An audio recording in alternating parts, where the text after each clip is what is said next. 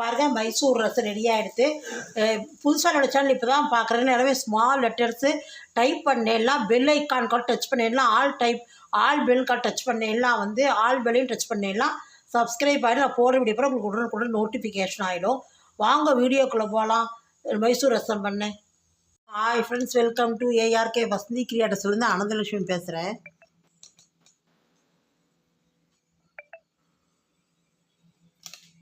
இன்றைக்கி மைசூர் ரசம் அப்படின்னு பார்க்கலாம். இது ஒரு ஸ்பூன் எண்ணெய் விட்டுருக்கேன். அதுக்கு முதல்ல என்ன பொருட்கள் தேவைன்னு பார்த்துப்போம். இந்த ஸ்பூனால் ஒரு 1.25 ஸ்பூன் இருக்கும் தனியா எடுத்துட்டுருக்கேன். கொத்தமல்லி தனியா. அதில் ஒரு ஸ்பூன் நிறையா ஃபுல்லாக ஒரு ஸ்பூன் கடலைப்பருப்பு எடுத்துகிட்டு இதுக்கு கடலைப்பருப்பு தான் ரொம்ப முக்கிய தேவை. இது கொஞ்சம் தெளிவாக இருக்காது, குழன்னு தான் இருக்கும்.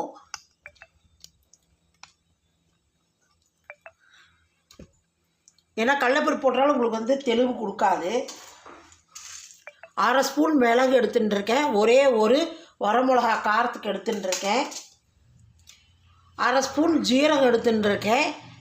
கருவேப்பிலை ஒரு ஆறுக்கு வச்சுட்டுருக்கேன். அதையும் லேசாக வறுத்துக்கணும். கருவேப்பிலை ஒரு ஆறுக்கு வச்சுட்டுருக்கேன். இப்போ இதில் நம்ம ஒரு மிளகாய் போட்டுக்கலாம்.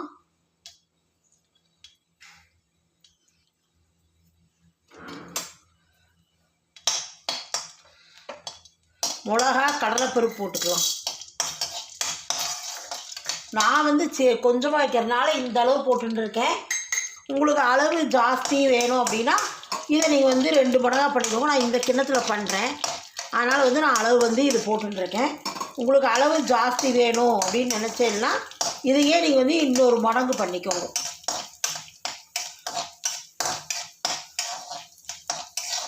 லைட்டாக கொஞ்சம் செவக்கட்டும்.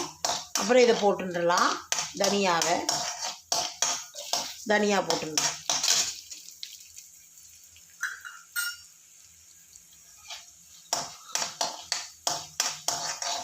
இதுக்கு தேங்காய் போடணும்.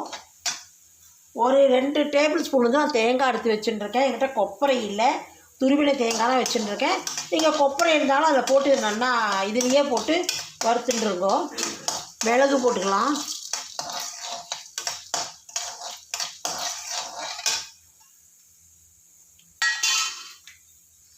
நான் இந்த கரண்டியால் ஒரு கரண்டி பருப்பு வேக வச்சுட்டுருக்கேன், துவரம் பருப்பு.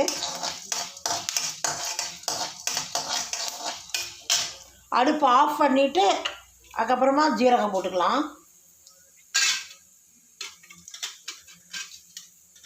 ஜீரகம் அதிகம் வறுக்க வேண்டாம், இல்லாட்டி கஷாய வாசனை வந்துடும். அதுலேயே இது போட்டுடலாம், தேங்காயும் போட்டுடலாம் இந்த சூட்டுக்கே.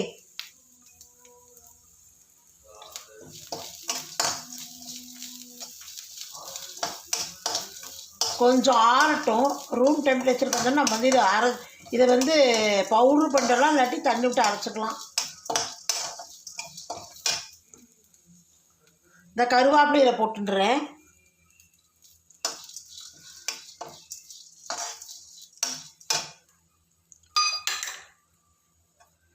இது நான் சின்ன ஒரு இவ்வளோ பெரிய நெல்லிக்காய் சைஸ் புளி எடுத்து கரைச்சி வச்சுட்டுருக்கேன்.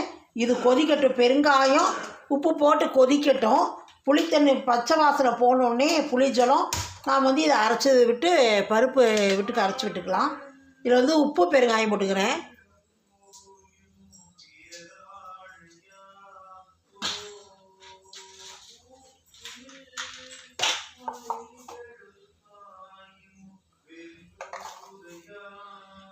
இன்றைக்கி பொடி உப்பு தான் போடுறேன். ஒரு ஸ்பூன் போட்டுக்கிறேன், கொஞ்சம் போட்டுக்கிறேன். எனக்கு இது அளவு தெரியாது.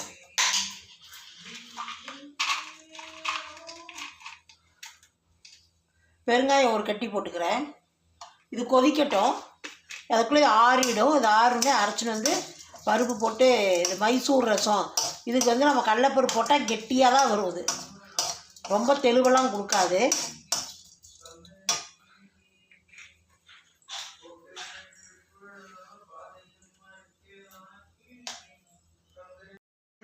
இந்த மாதிரி தான் இருக்கும். ஏன்னா தேங்காய் போட்டுக்கனால உங்களுக்கு இப்படி தான் வரும். அவ்வளோ இதாக வராது. இந்த பருப்பு இங்கே வச்சுட்டுருக்கேன் வேக வச்சு. இது தக்காளி கிடையாது, இந்த ரசத்துக்கு வந்து தக்காளி கிடையாது, போட மாட்டா. அது ஏன் அப்படிங்கிற ரீசன் எனக்கு தெரியல. ஆனால் வந்து தக்காளி போட மாட்டா பெரியவா யாருமே.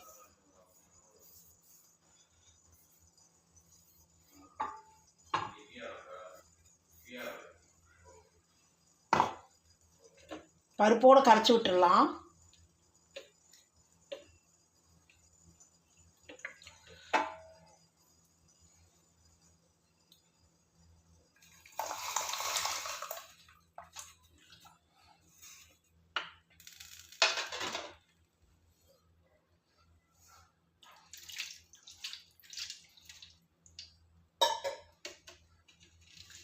உங்களுக்கே தெரியும் கடலைப்பருப்புங்கிறது வந்து நமக்கு கெட்டி தான் கொடுக்கும், கெட்டித்தன்மை தான் கொடுக்கும். ஏன்னா நம்ம சாம்பாரே கெட்டியாக தானே பண்ணுறோம். அதனால் கடலைப்பருப்பு வந்து உங்களுக்கு கெட்டியாக தான் இருக்கும்.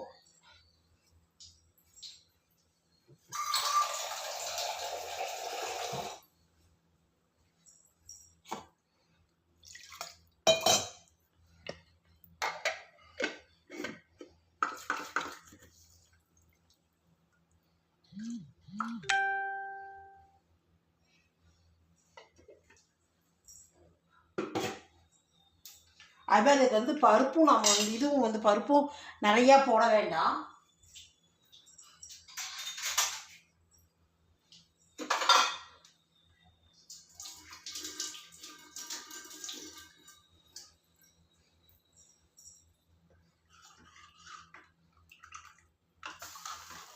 நம்ம கொஞ்சம் கடலைப்பருப்பு கம்மியாக போடுறத பார்த்திங்கன்னா நம்ம கொஞ்சம் தெளிவு கொடுத்துருக்கு. இல்லைன்னா ரசம் வந்து நல்லா கூழாட்டாயிடும். 2 நிமிஷம் இது கொஞ்சம் கொதிக்கட்டும்.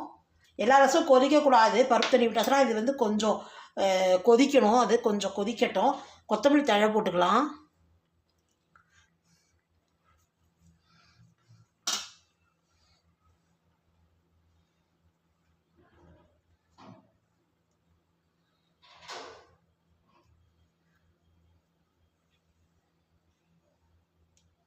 இதுக்கு நம்ம கருவேப்பிலை போட்டுன்னு இருக்கோம். நம்ம வந்து எதுக்கும் வந்து மேலே கொஞ்சம் கருவேப்பிலை தாளிச்சு கொட்டும்போது போட்டுக்கலாம்.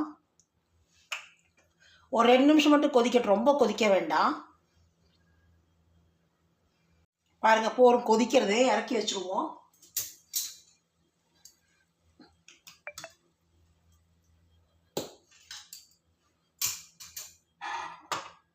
உங்களுக்கு சாம்பாருக்கே கடலைப்பருப்பு கொஞ்சம் சேர்ந்து போனால் கொஞ்சம் கெட்டித்தன்மை கொடுக்குறதையே அந்த மாதிரி தான் இருக்கும். ஆனால் இது வந்து நான் 1 ஸ்பூன் தான் போட்டுருக்கேன். அதனால் வந்து எனக்கு கொஞ்சம் தெளிவாக தான் இருக்குது. அவ்வளோ கெட்டியாக சாம்பார் மாதிரி இல்லை. நெய் விட்டுருக்கேன் 1 ஸ்பூன், 1/2 ஸ்பூன் கடுகு போட்டுக்கிறேன். எந்த ரசம் பண்ணாலும் நீங்கள் நெய்யில் தாளித்து கொட்டினா தான் நல்லாயிருக்கும்.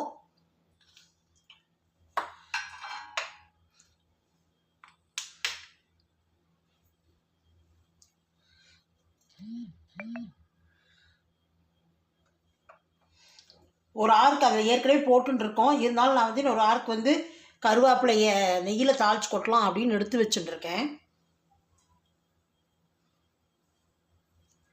இதுக்கு தக்காளி கிடையாது, புளித்தண்ணி மட்டும்தான். பெருங்காயம் போட்டுட்டாச்சு. இருந்தாலும் என்னுடைய இந்த ஸ்பெஷல் பெருங்காயம் போட்டுக்கிறேன்.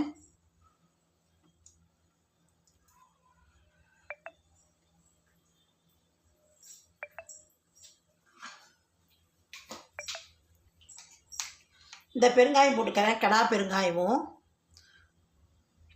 சும்மா இவ்வளோதான்.